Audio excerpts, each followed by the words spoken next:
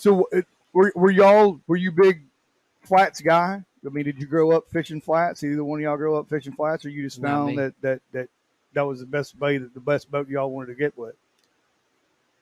I never fished flats. Yeah. Not living in Louisiana. Kyle has from living in Florida. All right, so I'm probably guilty of why we're yeah, that's what I'm trying to get at. Why that? Because there's 1,000 different designs you could have went with. So about in 2017, I moved back from Florida. I was living in Florida for 20-something years, and I moved my family back because one of my family members had health problems. Right. So brought the kids back, and when I was over there, that's when I met Billy. And in Florida, that's all I did was boats. Okay. So I owned an electronics company, and then fished all the time. I've been a captain since 2004. So worked for really, really good people, families, companies, and throughout all of that, I've learned everything from sport fish down to your flats boat. But the flats boat was always a fun boat to use, and it seemed like an even more challenging boat to build. Okay. Because you want to build something that's strong, but you still want to make it light. So because of the challenge, I was thinking, man, this would be fun.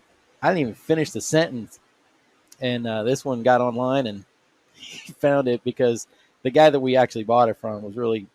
It's a sad story, but him and his dad worked on this design as well with Chris Morjan, and it was Barracuda Boatworks as they had. And as soon as they built the second, the first boat was kind of just this prototype, but they made the second boat, and his dad just wasn't feeling good, and they took him to the doctor, stage 3 or stage 4 cancer in his chest. And, Terrible. And the son said, no, I can't even build this boat. I Right. can't even look at it. Right. So it actually went, the process went through the dad, and he was like, yeah, they sound like they want to build it. So it was kind of a blessing in disguise the way it happened. Yep. But the way it all happened, that's where we started this track. That's how you picked it up. Yeah. Yeah. We've had the kind of back and forth on the show a few times because we've had a lot of different guys in here that fish a lot of different styles. Deep water versus shallow versus, trout fishing versus marlin fishing. And I always love the inshore stuff. I think it's a ton of fun. It's a different style of fishing than going, tuna fishing, marlin fishing, whatever. Both are great. Everybody wants to take me out on deep sea. We'll go anytime. But inshore trout fishing, man, is just I love it. And it looks like the boat that y'all got, which I'll flash on the screen right now. I got that picture pulled up for people who may not have seen it.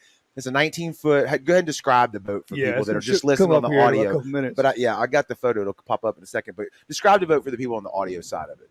So, yeah, this boat is a 19 overall. Yeah. But if you look, it's got that second spray rail, the exaggerated second spray rail that comes around the top. And it allows for it to be longer and wider. So when you look at the front deck, this thing is 84 inches wide. It is a wide boat. Wow. When you see it in person outside, you're gonna realize it.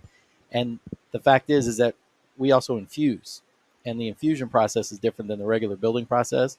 So that boat that's 19 feet weighs pretty much with a 16 or a 17 footer away. So she's heavy.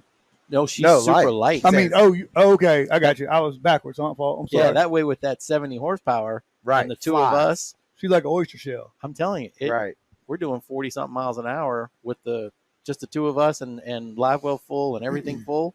It's going. And for people, go look it up, Brackish Boatworks on Facebook if you want to see the design. But like, it looks like Joey kind of like an oyster shell, right? It's wide. It almost looks like a panga front, right? Kind of with that stepped, you know what I'm saying? And then it goes right to a flats boat. So it's a good looking boat for sure. It's got a lot of deck space and looks to me like fishing room.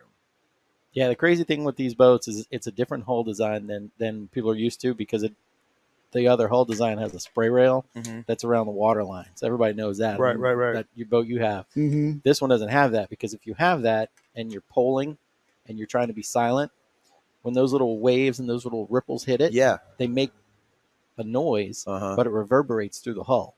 So when it's real soft, the water breaks real soft, it doesn't make any noise.